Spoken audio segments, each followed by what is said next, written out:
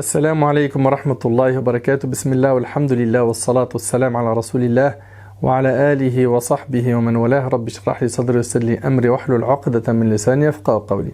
Mes chers frères et sœurs, j'ai l'immense joie d'être aujourd'hui en compagnie de mon petit frère Karim. Karim, salam alaikum. Aujourd'hui, avec l'aide d'Allah Tabarak wa Ta'ala, on va parler d'un sujet qui est très important, toujours dans notre série sur la jeunesse, qui concerne les relations amoureuses avant le mariage. Comme tu le sais, Karim, n'importe quel humain normalement constitué, il ressent le besoin de quoi? De se marier ou tout simplement d'avoir une relation avec une personne du sexe opposé. Et nous, ce qu'on a fait, c'est qu'on a essayé de répertorier un petit peu les questions qui sont liées à ce sujet, sur les relations amoureuses, comment les gérer, etc. Tu en as reçu un paquet. Et donc, Inch'Allah, on va essayer de les aborder pour que nos frères et nos sœurs aient un maximum d'éléments, d'outils, pour pouvoir gérer ces relations qui, souvent, malheureusement, posent beaucoup de problèmes.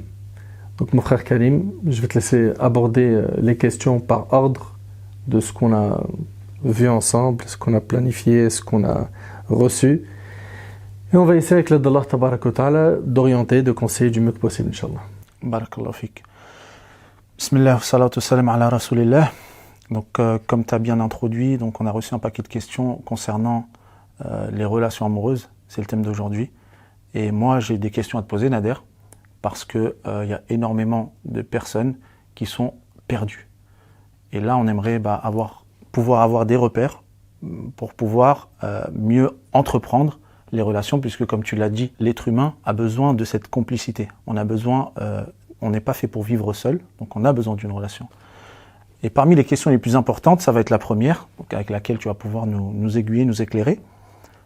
C'est est-ce qu'on a le droit d'avoir des sentiments pour une personne du sexe opposé? Non seulement on a le droit, mais c'est naturel. C'est humain.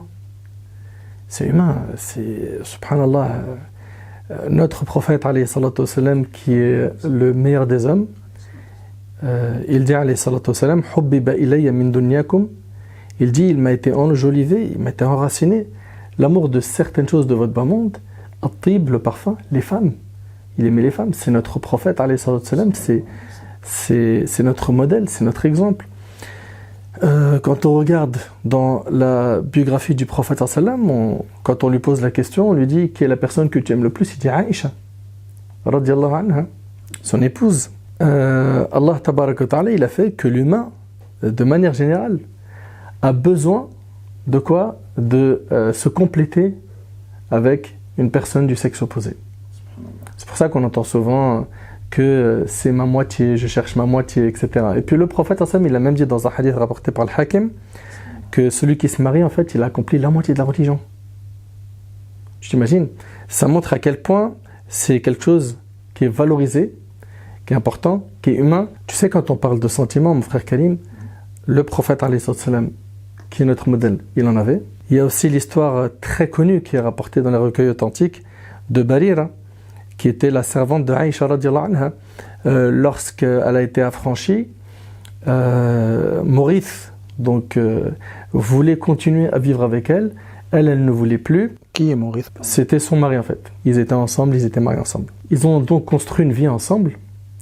Ils ont même eu des enfants. À la fin, Barira ne voulait plus continuer sa vie avec Maurice. Et figure-toi qu'on retrouve dans les textes que Maurice pleurait jusqu'à mouiller sa barbe. Il marchait dans les routes de Médine, il marchait derrière elle, il voulait à tout prix Barira, il l'aimait. Et il est même parti voir le prophète pour lui dire « Intercède pour moi ». Ça montre quoi ici? Il a un amour qui est immense pour Barira. Et ça montre que les compagnons, radiyallahu anhum, c'était des humains. Parce que souvent quand on parle des compagnons du prophète, on a l'impression que c'est des gens, tu vois, rigides, qui n'ont pas de sentiments. Absolument pas, c'est pas le cas. Et donc, pour faire simple, avoir des sentiments, c'est quelque chose de normal. D'ailleurs, quand un de tes enfants, il vient te voir, 12, 13, 14, 15, plus ou moins, et qui te dit j'ai des sentiments, ou un de tes frères en Allah ou une sœur, viens pas le blâmer pour ça. C'est naturel. Par contre, c'est quel type d'amour il y a dans son cœur. Et qu'est-ce qui en découle? Tu me suis? Ouais, bah, j'ai une question par rapport à ça, mais juste avant, j'aimerais revenir sur deux petites choses qui sont incroyables. Tu m'as dit que le compagnon, il pleurait des larmes chaudes pour son épouse qui l'a laissé, c'est-à-dire qu'il l'aimait d'un amour fou. Donc là, tu réponds à la question en disant que aimer quelqu'un, en fin de compte, c'est normal. Mais bien sûr que c'est normal. Ok, ça c'est la première des choses. La deuxième des choses, c'est ce qui est étonnant de la part de toi, Nader. Tu me dis qu'on a le droit de regarder, entre guillemets, si j'ai bien compris, avec appui donc sur la personne, la future prétendante peut-être. Donc on a le droit de regarder. Ça, c'est autorisé. Alors, très bonne question, Barakallahu fik. Le regard, Allah tabarak wa ta'ala dans le Coran, il dit « Wa qul lil mu'minin yaghuddu min absarihim » Donc il dit aux croyants de baisser min. C'est souvent traduit par leur regard, alors qu'en réalité c'est une partie de leur regard. Et dit aux croyantes, pareil, de baisser une partie de leur regard. Ça veut dire quoi? Une partie, les savants ils disent qu'ici, c'est le regard lié à des envies. Si le regard n'est pas accompagné de shahwa, d'envie, d'accord, de toutes ces passions, eh ben, ça devient licite de regarder la personne en face de soi quand on lui parle. Par contre, si jamais le regard il est accompagné d'envie, de mauvaises idées, etc., là, il incombe au frère et à la sœur de baisser le regard. C'est interdit de regarder une personne, voilà, physiquement, il commence à regarder ses formes, etc. Ça, c'est quelque chose, écoute bien, hein, la règle, c'est qu'il n'a pas le droit. Par contre, quand on est dans une demande de mariage et qu'on s'assoit pour discuter avec la personne, là, il est recommandé de bien regarder la personne qui est en face de soi. Ben c'est un peu logique, subhanallah. Bah, c'est pas ce qu'on entend habituellement en général. Mais c'est plus que logique. On n'est pas en train de pêcher un poisson dans l'eau, que ce soit du côté de l'homme ou de la femme. Il faut bien qu'ils trouvent leur compte. C'est un truc de fou. Bien évidemment, la base, c'est qu'ils vont construire un foyer sur le din, la religion, mais il faut qu'il y ait l'attirance physique qui comble tout simplement les besoins du frère et de la sœur. D'accord? Il faut que les deux trouvent leur compte.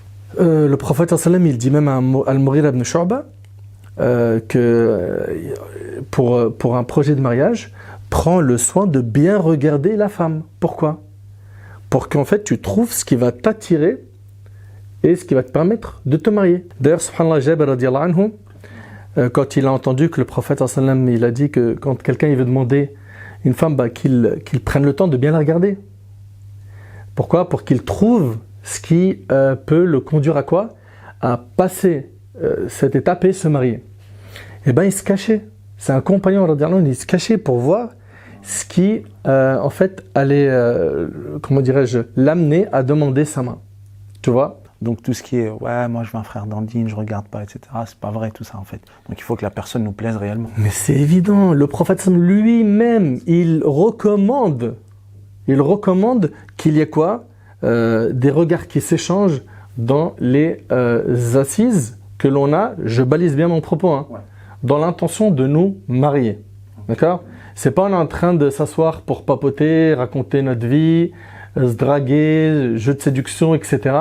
Là, à la base, que ce que tu fais dans cette assemblée. Et ça, on en parlera après, Inch'Allah. J'ai pas envie de brûler les étapes, mais c'est pas normal ça. Ça arrive. Donc là, tu m'as confirmé que aimer, c'était quelque chose de normal. D'accord? Donc l'amour, c'est quelque chose de normal en islam. Quels sont les types d'amour? Il y a un amour qui est permis. D'accord? Et il y a un amour qui est interdit. L'amour permis, mon frère Karim, c'est celui où j'ai pas en fait joué le jeu avec le diable pour tomber dedans. Je m'explique. C'est un frère ou une sœur qui aime telle personne, d'accord, qui rêve même de se marier avec ce frère, qui rêve de se marier avec cette sœur, et ils n'ont rien fait de haram entre eux. Ça veut dire quoi? Mais comment ils se sont aimés, tu vas me dire? Normalement, on s'aime, généralement, on s'est fréquenté, on a papoté ensemble, etc.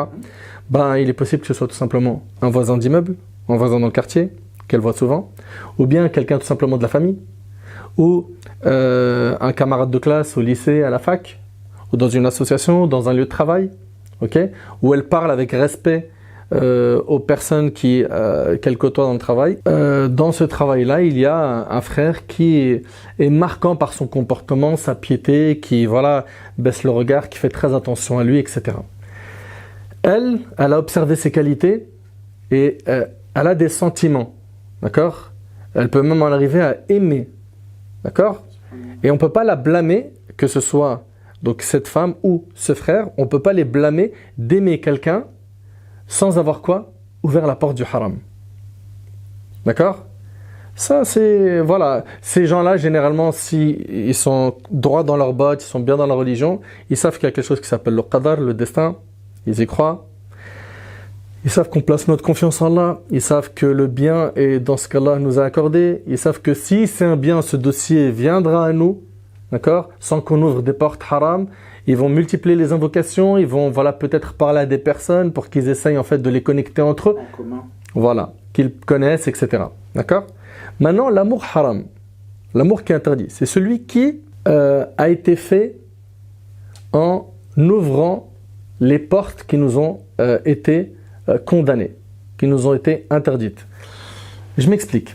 Allah tabaraka wa ta'ala, il dit dans le Coran, et c'est clair comment Allah subhanahu wa ta'ala, subhanallah, il en parle, il dit « Wala taqrabu zina » N'approchez pas la fornication. La fornication, on le sait, que c'est un grand péché, qui est interdit dans le Coran, qui est interdit par la sunna du prophète sallam.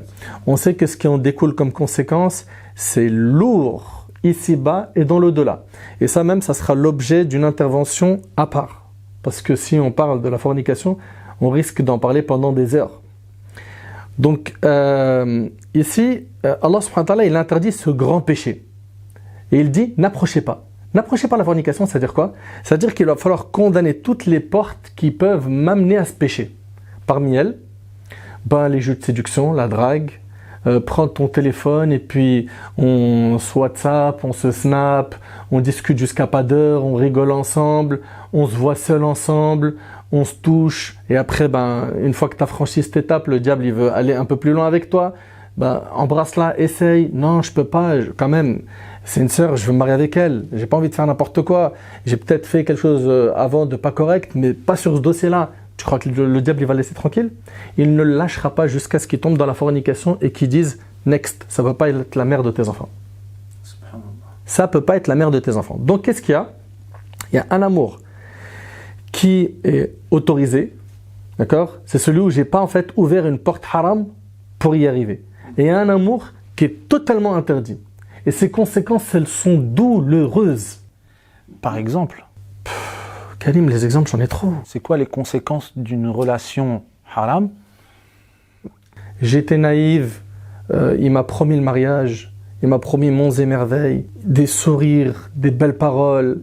Jamais de la vie j'aurais imaginé qu'il allait me salir, qu'il allait faire ça de moi. Puis jusqu'au jour où il a réussi avec le temps, là je te brûle des étapes, parce que des messages comme ça, j'en ai reçu des paquets. Jusqu'au jour où j'ai perdu ma virginité. Après ça, je lui dis vite, il faut qu'on fasse quoi ? Qu'on se marie pour qu'on répare le coup. Quelque temps après, je m'aperçois que je suis enceinte. Et je reçois le message. Est-ce que j'ai le droit d'avorter ou pas ? Donc, elle, qui n'avait rien à voir avec ce monde, elle se retrouve, 1, à perdre sa virginité. 2, elle veut commettre aussi un péché, qui est quoi ? L'avortement, qui est gravissime. Et chez les 4 écoles, c'est haram. D'accord ? Dans ce cas de figure, je parle. Donc, subhanallah, on va où ? Ok ? Donc des histoires d'avortement, des tromperies. Et puis, il y a beaucoup de gens qui oublient une chose. C'est que ces gens-là qui ne viennent pas taper à la porte de ton papa pour demander ta main. En fin de compte, ils ne veulent pas se marier en vrai. Tout comme il a joué avec toi, il jouera avec une autre. Et ça se trouve même, et ça arrive souvent, qu'il a 20 dossiers qu'il gère en même temps. Ce qu'il fait avec toi, il le fait avec une autre, etc. etc. Et puis voilà. Et pour ce frère-là, bien évidemment, ce qu'il fait, c'est ultra méga grave. On a peur pour lui que ça tombe. Qu'il paye la facture. Sur lui. Comment ? Le prophète Samuel a dit, comme tu fais, on te fera. Donc ce qu'il a fait aux filles des gens, entre guillemets, tu es en train de me dire que ça va lui revenir et on va faire ça à sa fille. Ça peut lui revenir. S'il s'en repent pas, c'est ça le danger. C'est ça le danger. Et tu sais, subhanallah,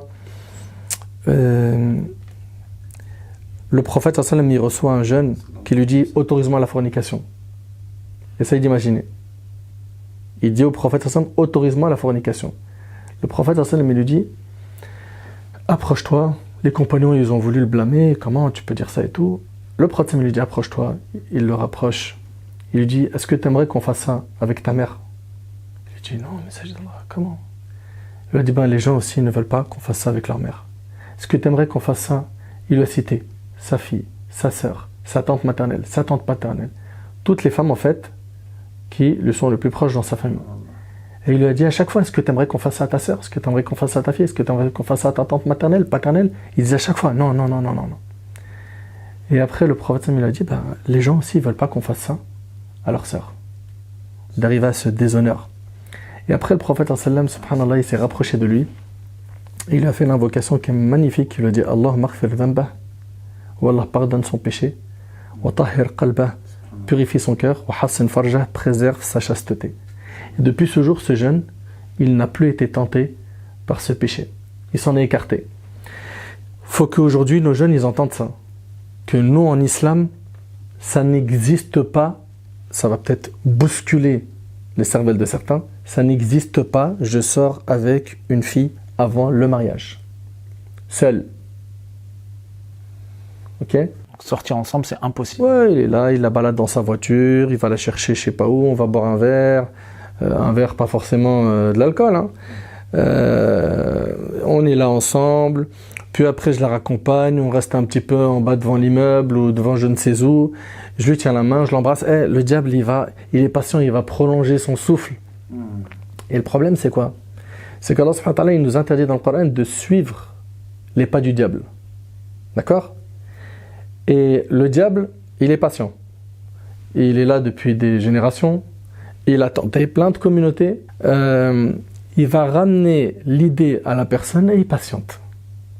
Tu vois? Il patiente. Jusqu'à ce qu'il le piège. Et wallah, il y a plein de gens qui étaient nobles et propres. Ils se sont retrouvés dans les ténèbres de la tristesse et des angoisses. Combien d'histoires de dépression, combien d'histoires de tentatives de suicide, combien d'histoires de déception amoureuse. Pourquoi? Parce que le haram, ça brûle. Ça brûle. Les gens, ils pensent que on peut se côtoyer dans le haram, ok? Le père, il n'est pas au courant. Et des fois, la pire des choses, c'est quoi? C'est que les familles sont au courant. Voilà, alors là, il y a plein de cas de figure. C'est, allez ma fille, va avec lui, de toute façon, machallah, je préfère que tu marches avec lui, je sache avec qui tu vas, que tu me fasses un truc derrière mon dos. Ça, c'est certains parents. Ils autorisent, entre guillemets. C'est pas ils autorisent, c'est ils encouragent. Ok? Et ils vont même des fois dire à l'homme ou à la femme, voilà comment tu dois t'habiller pour mieux séduire, et même aller très loin dans des conseils qui sont gravissimes, tu vois? Le truc, c'est quoi? C'est que, ok, toi tu me dis j'ai l'aval du papa. Les familles sont au courant, de toute façon on va se marier. C'est un piège ça aussi. Moi je te pose une question. Tu es capable d'aller dire au père de cette sœur ce que tu fais avec elle quand tu es seul? Impossible. Impossible. Donc voilà, il faut impérativement quoi ici? Mettre des barrières. Couper avec le haram. Couper sec. Nous en islam c'est simple. On n'a qu'une porte, un accès pour qu'un homme et une femme vivent ensemble. C'est le mariage. Tu veux te marier? Tu vas me dire, ouais, mais attends, d'accord, ok, là, tu es en train de me dire, on sort pas ensemble, mais comment on fait finalement pour construire une vie de couple sans se connaître? On est obligé de connaître la personne. Et d'ailleurs, ça fait partie des causes qui fait en sorte que quoi? Que les gens ils sortent ensemble, mon frère Kalim. C'est qu'il se dit, ok, d'accord, saha.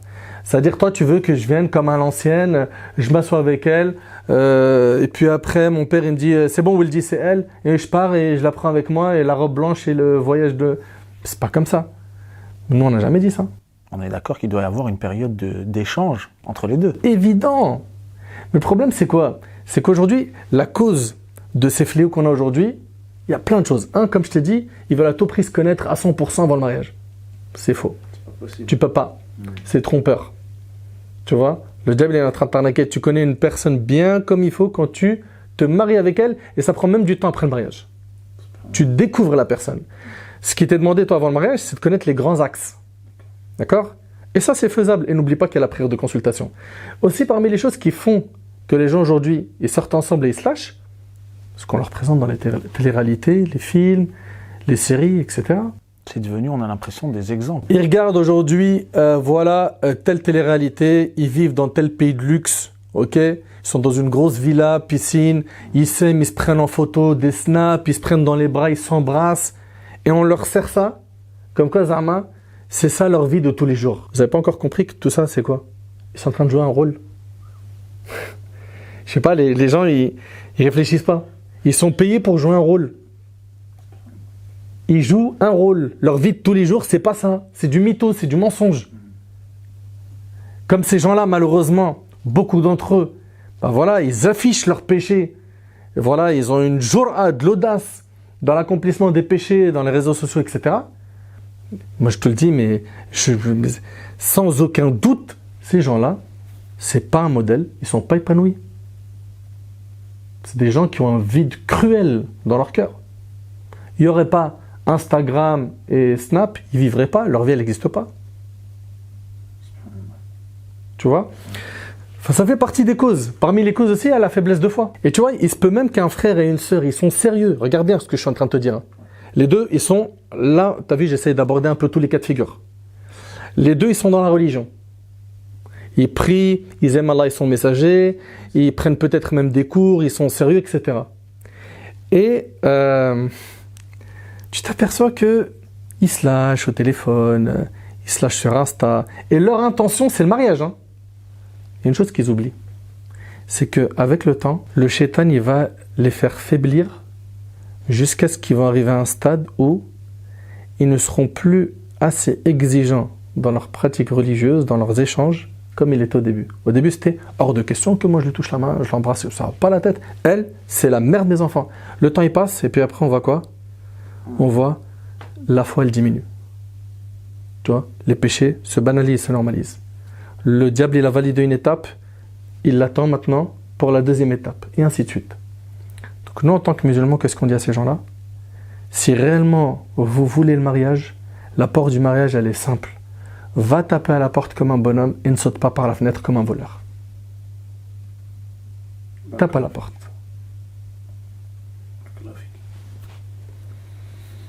Subhanallah. Donc en fait, il y a deux types d'amour, si je comprends bien. Il y en a un qui est licite, qui est permis, et il y en a un qui est interdit, dans le sens où ça va nous amener à commettre des choses irréparables, parfois, avec les conséquences qu'il y a derrière. Et en fait, de ce que je comprends là, de ce que tu es en train de me dire, c'est l'intention, qui est la base, entre guillemets, de ces deux types d'amour. Soit on a une très bonne intention, on fait les choses carrées, ou alors notre intention elle est mauvaise dès le départ, et en fin de compte, On peut nuancer ton propos. Des fois, il y a des gens, ils ont des bonnes intentions. Ils ont l'intention de se marier. Ouais. C'est sérieux. C'est sérieux. Les deux, ils sont, je t'ai dit, dans la religion.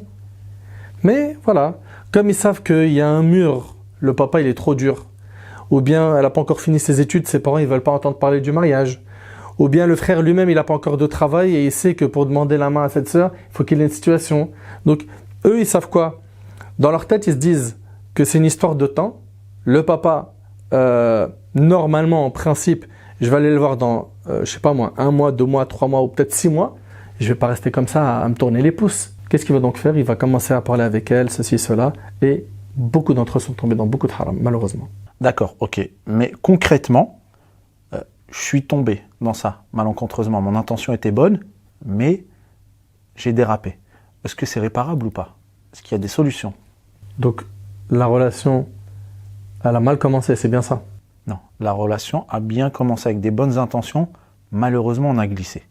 D'accord. Donc, il y avait une bonne intention, mais voilà, ils sont tombés dans des choses qui sont interdites. Voilà. Très bien. Bien évidemment que c'est réparable. Alhamdulillah, Allah tabarak wa ta'ala, il est pardonneur et miséricordieux. Et nous, on n'est pas là pour jeter des pierres sur le pécheur. Au contraire, là, notre intervention, elle a pour objectif justement de tendre la main, de donner des solutions. On va essayer d'en apporter beaucoup, Inch'Allah. Et aussi de montrer, mettre en évidence que le haram, c'est du faux. C'est un monde d'illusions, c'est faux, que du faux, qu'on nous brasse du faux, on nous propose que du faux, tu vois, à travers les réseaux sociaux, etc. Donc, ça se répare, bien évidemment. Ok. Alors, ça se répare, même si j'ai commis la fornication, même si j'ai commis zina, ça se répare, ça? Très bien. Quand je disais ça se répare comment? Déjà par un repentir sincère. D'accord? Il faut se repentir. Hein. du péché que j'ai fait. Je l'ai embrassé, je suis parti plus loin. Ne serait-ce que tu es en train comment dirais-je, de parler avec elle, sa femme elle n'est pas au courant. Tu vois? Parce que n'oublie pas une chose, hein, depuis tout à l'heure on est en train de dire quoi? Qu'il sort avec elle, qu'il parle avec elle dans les réseaux sociaux, sur le téléphone, etc. Mais en fait, le problème il est dans quoi? Dans le fait qu'il s'isole avec elle. Et le prophète sallallahu alayhi wa sallam il nous a enseigné que lorsqu'un homme et une femme ils sont seuls, le troisième qu'avec eux, c'est Shaitan, c'est le diable. Et il va tout faire pour leur embellir le haram, le normaliser. Il va prendre son temps. Tu vois? Donc eux, ils doivent quoi? Ils doivent se repentir. Et parmi les conditions du repentir, il y a le regret sincère du cœur, se détacher immédiatement du péché. Ça y est, arrête. T'es en train de faire quoi là? Tu lui parles au téléphone, tu la vois, tu vas l'embarquer en voiture, tu vas je ne sais où, en week-end, ou vous allez faire des folies ensemble. Arrête. Crains ton Seigneur et peur d'Allah subhanahu wa ta'ala. Donc, écoute bien, le regret sincère du cœur, l'abandon immédiat du péché et être déterminé à ne plus refaire ce péché. Maintenant, il est possible, comme tu as dit, qu'ils aient malheureusement commis la fornication ensemble. Ok?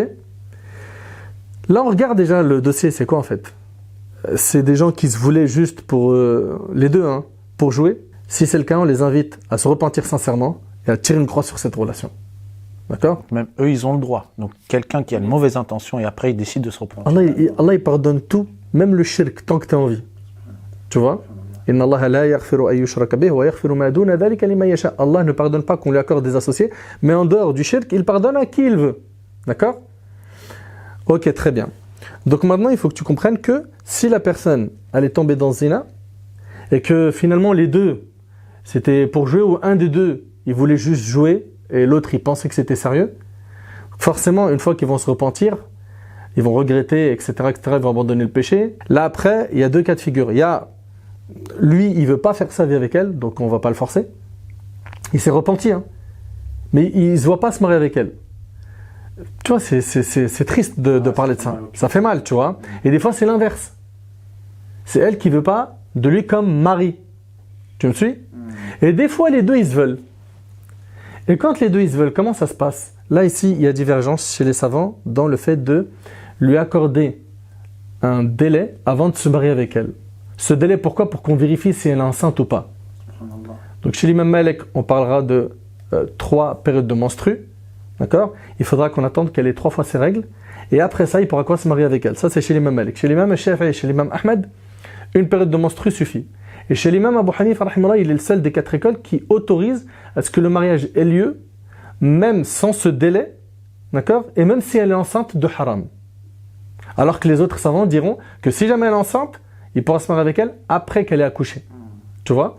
Donc, c'est réparable. Après, ce qu'on préconise tout le temps aux gens, c'est de suivre une école juridique et de ne pas piocher ce qui les arrange. Okay? Parce que les savants ils disent que celui qui picore, hein, qui va en fait réunir les permissions des savants, il a réuni en lui tout le mal. Tu vois, à la fin, c'est plus une religion, c'est un cocktail de passion quand tu vois que la personne est là en train de quoi? Grappiller que autour des avis qui vont l'arranger, lui ou elle. C'est un peu comme le marché, quoi. On prend les avis qui nous intéressent et ce qui ne va pas dans notre sens, on le décline. Ça. Là, tu as dit 2 choses qui m'ont interpellé, Nader. Nader, tu as parlé d'isoler. S'isoler, c'est interdit, parce que le troisième est Shaitan. Est-ce qu'on a le droit d'apporter une troisième personne, une tierce personne, pour pouvoir échanger avec la personne du sexe opposé? Ça justement, on va l'aborder si tu veux, dans la partie « Comment faire pour se marier ». Parce que justement, c'est ce qu'il faut faire. Okay. Donc si tu veux, Inch'Allah, cette question-là, on la retarde un petit peu, on va la prendre tout à l'heure, Inch'Allah. Impeccable, ça marche. Okay. Alors ensuite, la deuxième des choses qui m'a interpellé, c'est, tu as dit, il se peut qu'il y ait une des 2 personnes qui disent « D'accord, je me suis repenti, mais je ne veux plus avoir affaire à cette personne. » C'est ce que tu m'as dit. Alors quand on s'attache à quelqu'un et que la personne ne nous calcule pas, qu'est-ce qu'on fait? Est-ce que tu as des solutions à proposer aux personnes qui vivent une rupture parfois qui est difficile? Je me suis repenti, ok, mais voilà, la rupture est difficile, je suis attaché, la personne ne me calcule pas, qu'est-ce que tu proposes? Alors déjà, il faut savoir une chose, Barakallahu Fik, c'est toujours pertinent, parce que c'est du concret en fait. Là aujourd'hui, on est là que pour du concret, et on demande à Allah subhanahu wa ta'ala de nous faciliter. Tu sais, quand une personne a cet attachement, on se dit non mais attends, je me vois pas finir ma vie sans lui, sans elle. Ça arrive ça. On entend il est fou amoureux, elle est folle amoureuse. Et ça dans l'histoire on l'a même eu dans des textes. La femme du ministre d'Égypte qui était folle amoureuse de Youssouf alayhi salam. Elle a fermé les portes. Viens à moi. Elle voulait tomber dans le haram avec le prophète Youssouf. Youssouf alayhi salam, regarde le comportement de cet homme fort et pieux et qui est un modèle pour la jeunesse. Il a dit quoi? Il a dit Seigneur, la prison m'est préférable à ce à quoi elle m'appelle. Allahu Akbar. Parce que les gens en fait ils pensent à quoi, mon frère Kalim, clairement? Aujourd'hui, celui qui a la première occasion, il plonge. Pourquoi? Des pulsions sexuelles. Ok? Et on va se dire les choses. Il veut avoir des relations sexuelles avec elle. Ou elle veut avec lui. Ou des fois, c'est pour des intérêts autres. Hein. C'est, je sais, quand on marche avec lui, il va m'acheter, elle va m'acheter. Tu sais, les trucs dunya. C'est par intérêt, il n'y a rien de religieux. Ça, c'est des sources de regret et de malheur. Maintenant, la personne qui a été piquée, c'est le mot. Hein. Il ou elle sont piqués par l'amour. D'accord? Les deux, ils prennent conscience que finalement, le chemin, on va pas le finir ensemble pour le mariage. Ok? Ou ils voient l'impossibilité, alors que les deux, ils voulaient se marier, ils voient l'impossibilité parce que les parents refusent, etc., etc. Et donc, voilà. Comment faire maintenant face à cette situation? Tu es maintenant confronté à quoi? À devoir reconstruire une vie sans lui ou sans elle. Ici, il y a plusieurs points. Déjà, la première chose, une personne généralement qui dit « Moi, impossible, je ne me vois pas vivre sans lui ou sans elle. » D'accord? La personne qui dit ça, généralement, c'est une personne qui est devenue, écoute bien, hein, droguée de péché. C'est-à-dire qu'elle en arrivait à un stade où c'est une addiction. J'ai besoin de quoi? D'entretenir ma relation avec cette personne. Ok? Il se peut qu'au départ, comme tu le dis si bien, ils sont partis d'une bonne ligne. Hein. Mais ça y est. Maintenant, lui, il est quoi? Piqué, comme tu as dit. Il est piqué, sévèrement. Ok? Le fait qu'ils disent ou qu'elles disent « Je ne me vois pas vivre sans lui ou sans elle », ça, c'est des paroles qu'Iblis lui met en tête, ok, et qui fait tout pour le convaincre que tu n'en sortiras pas en fait de cette épreuve. D'accord? Donc, concrètement, qu'est-ce que lui ou elle doit faire? Je pense que le temps, il répare bien les choses déjà. C'est un bon pas que. Le temps, c'est vrai, mais pas que. Il y a plusieurs choses. La première, c'est qu'il va falloir se remettre en question et revenir vers Allah sincèrement. Tourner notre cœur vers Allah. Pourquoi? Parce que tu sais, si l'amour d'Allah, c'est ce qui occupe la plus grande place dans mon cœur, n'importe quelle chose, je peux la régler. Mais si l'amour d'Allah subhanahu wa ta'ala est faible dans mon cœur, l'affaire va être infernale, très difficile. Tu vois? Donc il faut quoi? Si la personne a Allah dans son cœur, elle sait qu'Allah tabaraka ta'ala dit il n'appartient pas à un croyant et à une croyante lorsqu'Allah et son messager ont décidé d'une chose d'avoir encore le choix dans leur façon d'agir. La personne qui est dans la religion, elle sait que quand Allah il a décrété quelque chose, c'est pour notre bien. Il a interdit quelque chose, c'est pour notre bien. Tu vois? Donc qu'est-ce qu'il doit faire? Il doit, 1, se diriger vers Allah et l'invoquer, le supplier. 2, il faut une volonté ferme. Il y a un effort à faire. Le prophète il a dit Al-Mujahid man jahada nafsah. Le prophète il a dit le combattant, le vrai combattant, hein, c'est celui qui combat son âme. D'accord? Parce que là, il faut quoi? Il faut une maîtrise de l'ego. Là, il faut quoi? Il faut maîtriser son âme. Il y en a certains qui ont du mal à dompter leur âme. Tu vois, qui est incitatrice au mal. Inna nafsa la'ammaratun bis-su', comme Allah subhanahu wa ta'ala dit. L'âme est incitatrice au mal. Donc, 1, il y a le dua, il y a cette volonté ferme, et il y a le fait d'augmenter sa foi. Comment? Par les bonnes actions. Et par le fait de délaisser les péchés. La foi, elle augmente par les bonnes actions, et elle diminue en faisant des péchés. Ils vont faire ça, après le temps, comme tu as dit, effacera cette aventure. Et toute personne qui délaisse quelque chose pour Allah, Allah il lui remplace par quelque chose de meilleur, comme ça a été enseigné dans notre religion. Tu vois? Wallahi, je témoigne. Barakallahu fik. Subhanallah. Donc, à un moment, tu m'as dit, il faut en fait, si je comprends bien, un sursaut de fierté à un moment donné. Et se dire, je vaux quelque chose, je dois passer à autre chose. Je vaux mieux que ça. Je vaux mieux que ça, je dois passer à autre chose. Barakallahu fik.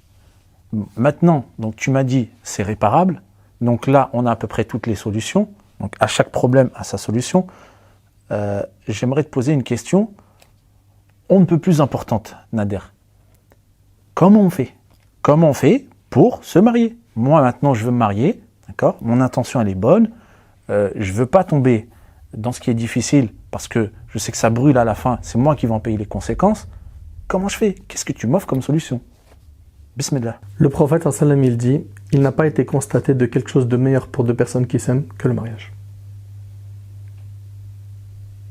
T'entends? Il n'a pas été constaté quelque chose de meilleur pour deux personnes qui s'aiment que le mariage. Vous vous aimez? Mariez-vous si vous réunissez les conditions que la religion demande.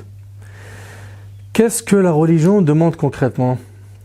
Concernant l'homme, c'est simple. S'il vient, comme le prophète il a dit, vous êtes satisfait de sa religion, de sa moralité, mariez-le. Et le prophète il dit, si vous ne le faites pas, il y aura quoi? Fasadun kabir. Si vous ne le faites pas, il y aura quoi? Il y aura le désordre, il y aura des épreuves, des fitanes. Et on le voit aujourd'hui. Beaucoup de nos jeunes aujourd'hui, s'ils sont en partie tombés dans ces péchés, c'est parce qu'aussi les parents, ils leur ont condamné la porte du mariage. Ils leur proposent personne. Ils s'opposent à tous les prétendants. Tu vois? Ils sont durs dans les exigences qu'ils ont au niveau financier, etc.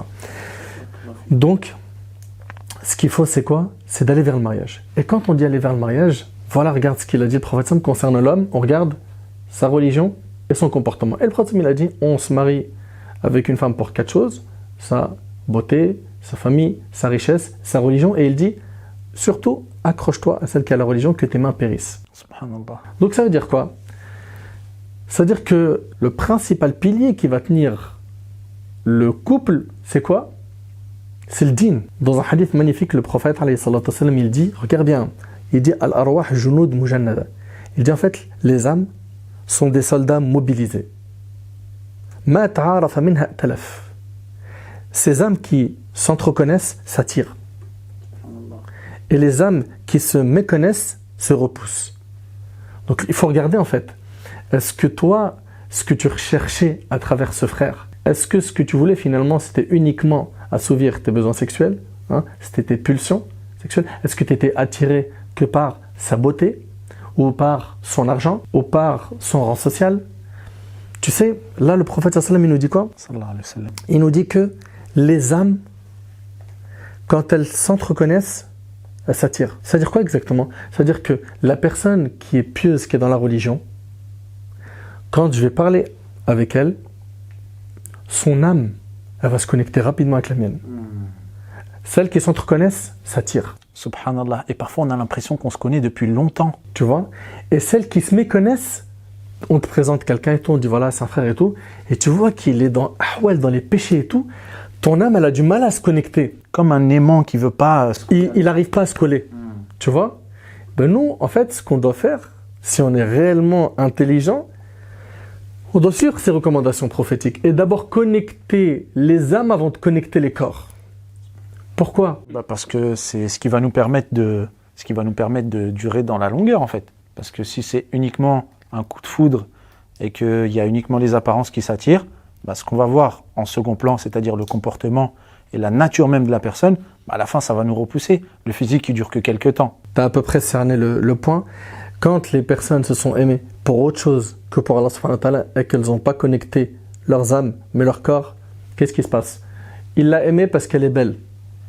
Demain, elle fait un accident, elle perd sa beauté. Qu'est-ce qu'il fait? Elle s'est mariée avec lui parce que c'est un super beau gosse. Accident, il est handicapé, il perd sa beauté. Elle fait quoi? Ou maladie. Ou maladie. Ils se sont basés sur la beauté, elle n'est plus là. Ça y est, ça s'effondre. Ils se sont basés sur l'argent. Demain, il ou elle n'a plus d'argent. On fait quoi? Ils se sont basés sur le physique. Que le physique. D'accord? Très bien. Il a eu des rapports avec elle. Ok? Et puis, ça y est, voilà, enfin, il a eu ce qu'il voulait. Puis après, il s'aperçoit que c'est pas ouf, en fait. C'est quoi ça? Ça y est, c'est fini? Non, mais c'est sérieux, hein? Ça y est, c'est fini. C'est ça l'objectif? Je l'ai eu. C'est vide en fin de compte. Qu'est-ce qu'il y a après? Il n'y a plus rien. Tu vois, pourquoi? Les âmes ne sont pas connectées. Tandis que, regarde bien maintenant de l'autre côté. Ils ont connecté leurs âmes. Ça ne veut pas dire, attention, qu'ils se sont connectés qu'avec des gens qui sont uniquement dans le din et qui n'ont pas de comment dirais-je, d'attirance, tu vois, et qui ne sont pas attirants, etc. Non, non, non. Ils ont trouvé quand même l'attirance physique qui leur convenait, etc. Maintenant, si eux ils se sont basés sur la connexion des âmes, écoute attentivement, et que derrière, elle perd sa beauté. Il la garde, il est à côté d'elle, il la respecte, il la lâche pas, il est fidèle. Jusqu'à sa mort, il est à ses côtés. Il y a une fidélité en acier. Parce que c'est pour Allah. Tu vois? Et on l'entend souvent pour le meilleur et pour le pire, n'est-ce pas? Quand les deux se sont mariés pour la religion, le lien il est solide. On ne le détache pas comme ça. Il peut y avoir des épreuves, des tempêtes, ça tient dans le temps. Tu vois? Mais les gens là aujourd'hui là, ils se marient méga super vite, coup de foudre, ceci, cela, ils divorcent super vite. Ok? Et généralement le coup de foudre c'est quoi? C'est des flèches que le diable il t'envoie dans. Généralement, hein. C'est voilà, il l'a vu, jeu de séduction, drague, etc. Il l'a vu, il a souvent abordé cette sœur d'une manière qui n'est pas licite, ok? Puis le diable il va lui embellir le haram. Dès qu'il se marie, son objectif il change, le diable, c'est d'enlaidir le halal.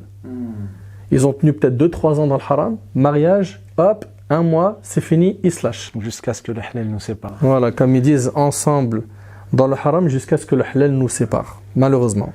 Subhanallah. Nedri, il y a des choses encore une fois qui m'ont interpellé. Et pour pas être trop long, je vais t'aborder ces choses-là rapidement.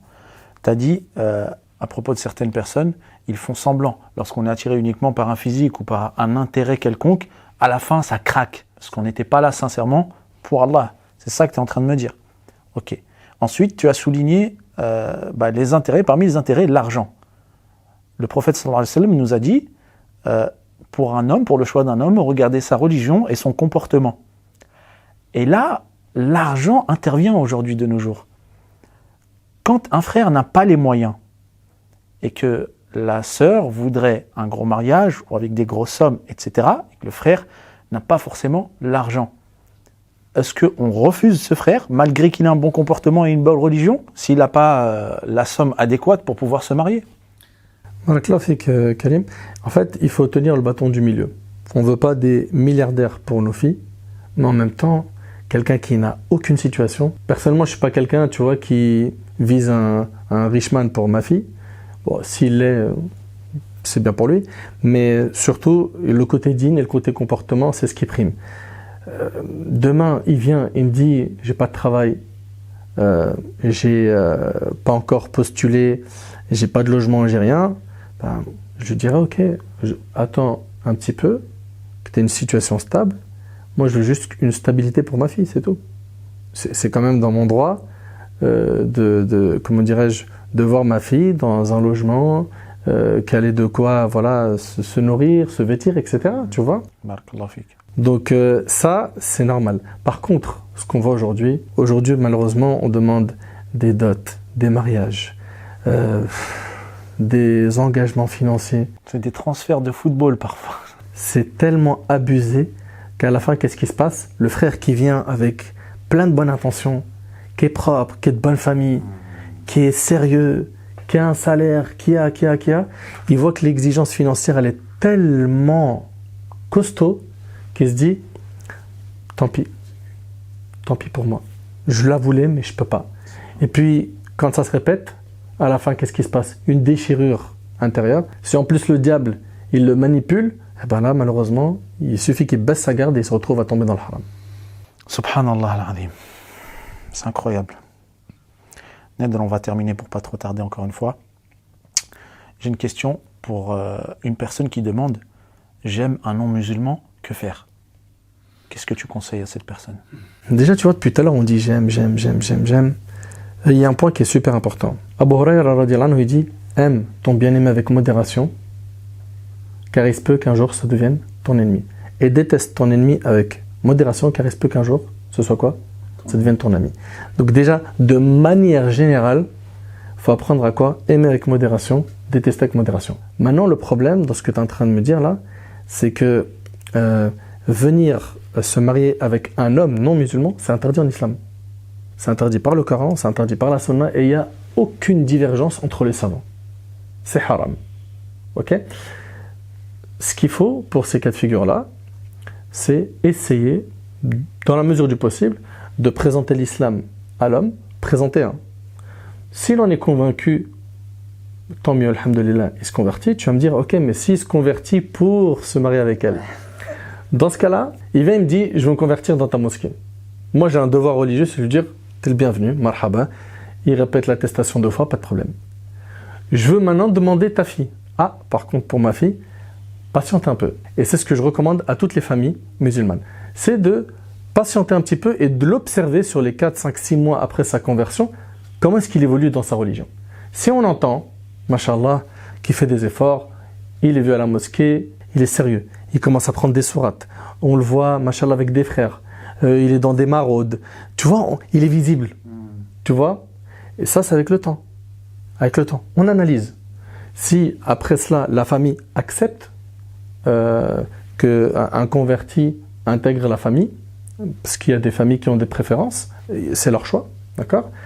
S'ils acceptent, marhaba. Ils n'acceptent pas, qaddarallah ma sha'a fa'al. Ok? J'ai une dernière question, Nader. Maintenant, si le frère est musulman, il remplit les critères, d'accord? La sœur veut bien. Ils sont de la même ethnie, du même pays, mais ils ne sont pas du même village. Ou alors, ils ne sont pas de la même ville. Les parents refusent ce frère à cette sœur. Les deux s'aiment, ils font les choses dans les règles. Est-ce qu'on a le droit de refuser à ce frère-là? Par rapport à ta question, Karim, concernant les problèmes d'origine, il arrive des fois que les familles exigent que la personne soit de la même origine, voire même du même village, de la même ville. Franchement, de la même ville, du même village, là c'est trop. C'est trop. De la même origine, je le comprends. Tu vois? Pourquoi je dis c'est trop? Parce que ça restreint trop le champ. Pourquoi est-ce que je dis c'est trop? Parce que ça restreint trop le champ. À la fin, malheureusement, on a des sœurs qui, voilà, je reçois des mails, je reçois des personnes qui, malheureusement, se sentent vraiment pas bien. Pourquoi? Elles voient en fait que le temps passe et puis il n'y a toujours pas de mariage. Tu vois? Ici, il faut que les parents craignent Allah subhanahu wa ta'ala et qu'ils se rappellent qu'un jour, ils vont mourir. Ils vont mourir un jour et il faut impérativement qu'ils pensent au bonheur et au confort de leurs enfants. Allahu Akbar. Tu vois? Il faut qu'ils y pensent. Faut pas être égoïste. Ok? Exigence. Je comprends que tu es exigeant. Tu ne veux pas donner ta fille à n'importe qui. Mais des fois, ça déraille. C'est du n'importe quoi. J'ai même une conférence à ce sujet qui s'appelle « Oh, vous les parents, mariez vos enfants » où je détaille beaucoup cette question en particulier. 2 conseils rapidement pour ce point-là. C'est faire beaucoup d'invocations. C'est Allah qui détient le cœur, ne l'oublie jamais. Et deuxièmement, c'est de faire le nécessaire pour faire intervenir plein de médiateurs s'il le faut. Des personnes qui vont venir, qui vont discuter, qui vont essayer de convaincre, dialoguer, etc. Et puis accepter le destin d'Allah subhanahu wa ta'ala. Là, j'ai résumé ça. Pourquoi? Parce que j'ai une conférence de plus d'1 heure sur le sujet. Sinon, j'aurais détaillé ce point. Donc, on pourra regarder éventuellement cette conférence. Dernier petit point, Nader. Alors, concrètement, donc là, tu nous as expliqué d'une manière générale comment on se mariait, etc. Donc, il fallait remplir à peu près les critères demandés, plus ou moins par la religion. Mais comment on trouve cette personne? Parce que si tu me dis que je ne dois pas dialoguer avec une personne sur Snap, sur Insta, sur WhatsApp, puisque aujourd'hui ce sont les réseaux qui nous permettent de communiquer l'un avec l'autre, si on ne passe pas par cette porte, parce qu'on veut éviter le haram, comment on trouve les personnes? Comment trouver un frère? Comment trouver une sœur? Selon les moyens que l'islam propose. Très rapidement, puisque ça c'est une conférence qu'on pourrait faire ensemble et qui serait assez longue. Et si tu le veux, Inch'Allah, on la préparera sans problème. Premièrement, craindre Allah subhanahu wa ta'ala. C'est-à-dire quoi? Être droit dans ses bottes. D'accord? Être clean dans sa pratique religieuse. Invoquer Allah subhanahu wa ta'ala énormément. 3, faire les causes. Quand je dis faire les causes ici, mon frère Kalim, ça veut dire quoi? Ça veut dire en parler avec des gens autour de nous. ok? C'est une sœur, elle connaît des sœurs, ok? Ces sœurs-là, celles qu'elle connaît justement, elles sont mariées. Et ben voilà, est-ce que voilà, le mari, il connaîtrait pas des frères sérieux, ok? Sans qu'elle dise, c'est moi qui recherche. Comme ça, tu vois, elle est tranquille. Okay. Le bouche à oreille, en fait. Le bouche à oreille, c'est le moyen le plus, écoute attentivement, le plus solide qui existe. Pourquoi? Deux cas de figure. Le cas où j'y vais tout seul, Instagram, j'ai vu quelqu'un sur un commentaire, ok, qui avait une belle photo, et puis une fois il est intervenu, 2 fois, 3 fois, il ou elle a accroché sur ce profil-là, puis après tu connais hein, comment ça se passe, hein, salam alaikum, voilà, ceci, cela, ça parle de religion, c'est sérieux, j'ai vu dans ton profil ça, machin, ceci, cela, au passage en ce moment, t'as vu, je fais des petits rappels et tout, si tu veux, on lit Riyad al-Salihin tous les matins après le Fajr et tout ensemble. Donc pendant une semaine, ils vont lire Riyad al-Salihin ensemble et après une semaine, il va lire que ce qu'il y a sur ses yeux. Tu vois? Donc je caricature, pourquoi? Parce que le diable, en fait, il franchit des étapes avec les gens trop rapidement, tu vois? Et le pire de la religion parfois, il se sert de la religion, le diable. Et subhanallah, ce qui est triste, c'est que les gens, ils oublient que le diable, le jour du moment, il va dire « Inni bari'un mink, inni akhafullah, Rabbil alamin ». Le diable, il va dire hey, « Je me désavoue toi, moi j'ai peur d'Allah ». Ça, c'est dans le Coran. C'est comme le diable quand il dit à la personne « mécrois ». Et quand il mécroit, il lui dit « moi j'ai rien à voir hein. ». Tu vois? Donc le diable, en fait, il t'amène et il se désavoue de toi de toute façon le jour du jugement. Donc vaut mieux toi, tu te désavoues de lui dès maintenant, avant que lui il se désavoue de toi plus tard. Ici, pour ce cas de figure, voilà, ils se sont connus ensemble, ils ont des séductions, jeux de séduction, des paroles mielleuses, des photos, des machins, ceci, cela, on se voit quand. Les photos du tapis de prière avec les fleurs et le Coran ouvert. Bref, plein la vue, ok? Ils se voient 1 fois, 2 fois, 3 fois, attention, c'est que pour le mariage, hein.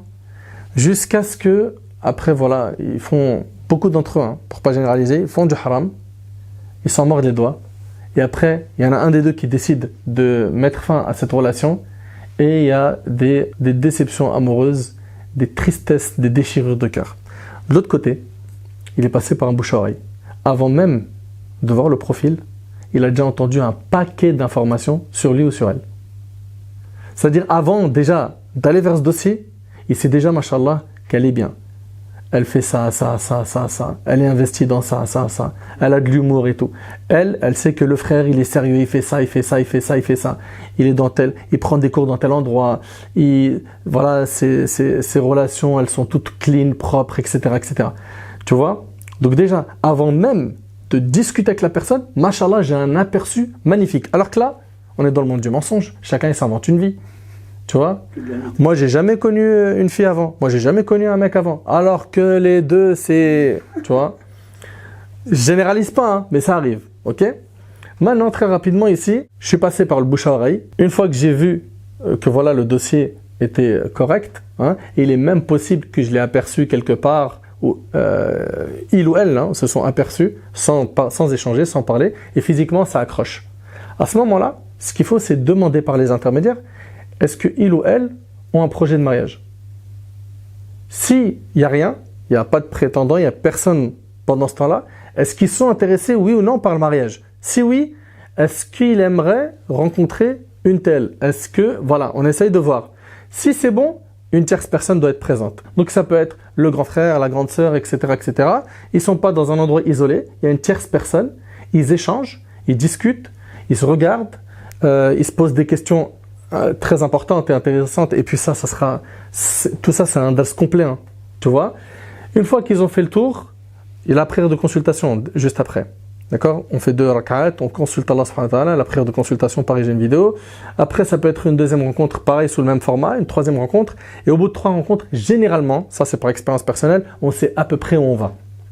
À peu près, hein. Écoute bien ce que je dis, c'est précis. À ce moment-là, maman vient, j'ai quelqu'un, je voudrais te le présenter, ok? On intègre une personne importante de la famille, la mère ou le père, ok? D'un côté comme de l'autre, etc. Puis après on avance jusqu'à faire asseoir la famille entière, une discussion, prière de consultation, la baraka, on n'a pas désobéi à Allah. Comment ils vont parler entre temps? C'est pas difficile. Un groupe WhatsApp et on met une tierce personne dedans. Subhanallah. Un groupe WhatsApp, on met une tierce personne. Pourquoi? S'isoler pareil dans les téléphones, les réseaux sociaux, ça amène des dingueries. On l'a vu, mais je suis quelqu'un qui reçoit des messages comme ça. Mail, Insta, Facebook, partout. Tu vois? Je le vois. Tierce personne sur le groupe WhatsApp, tierce personne, pas mon petit frère de 5 ans. Ok? Sait-on jamais, hein, tu vois, aujourd'hui ils ont des smartphones très tôt, tu vois. Non, c'est quelqu'un, voilà, qui sait cadrer une discussion, etc.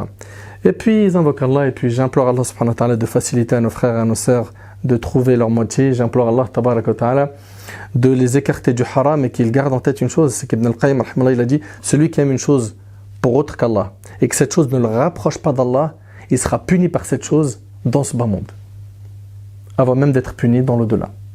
T'arrives à imaginer un petit peu Karim ou pas? Donc la personne, elle doit faire le nécessaire. Pourquoi? Pour se préserver. Et c'est ce qu'on dit même aux petits jeunes, hein, 12, 13, 14 ans, je suis amoureux, je suis amoureuse, t'es pas encore en âge de te marier. Préserve-toi. Et qu'est-ce que tu dois garder en tête? 2 points. 1. Le jour du jugement, Allah subhanahu wa ta'ala, il va te questionner, il va te juger. Qu'est-ce que tu réponds à Allah s'il te dit, comment est-ce que tu as eu honte des humains et t'as pas eu honte de moi qui te regardais pendant que tu enlevais tes vêtements pour commettre le haram avec lui ou avec elle? Garde en tête que le jour du jugement, Allah tabaraka wa ta'ala, ce que tu as fait là, c'est facturé. Tu payes. Deuxième point, c'est le jeune aujourd'hui qui n'arrive pas à se marier. Ce qu'on lui recommande, c'est de combler son temps libre. Comble-le au maximum. Pourquoi? Pour faire baisser au maximum cette envie folle, tu vois, ces pulsions, etc. Fréquente des gens bien, lis, instruis-toi, occupe ton temps, reste avec des frères, la sœur, reste avec des sœurs, écoute des cours, des rappels, fais des actions humanitaires, fais quelque chose pour occuper ton temps, sinon autrement ça va être très très compliqué. Voilà, on va se contenter de ça, Inch'Allah, mon frère Karim, si ça ne te dérange pas. Non, c'est bon pour moi, Barakallah Fik, tu as répondu à toutes les questions. Et Inch'Allah, si Allah facilite, on reprendra les autres questions qui sont importantes, hein, et qu'on développera, qui sont en lien avec le sujet du mariage. أسأل الله سبحانه وتعالى أن ينفعني بما قلت وينفعكم بما سمعتم. هذا ما أعلم والله عز وجل أعلى وأعلم. سبحانك اللهم وبحمدك أشهد أن لا إله إلا أنت أستغفرك وأتوب إليك وآخر دعوانا الحمد لله رب العالمين والسلام عليكم ورحمة الله وبركاته.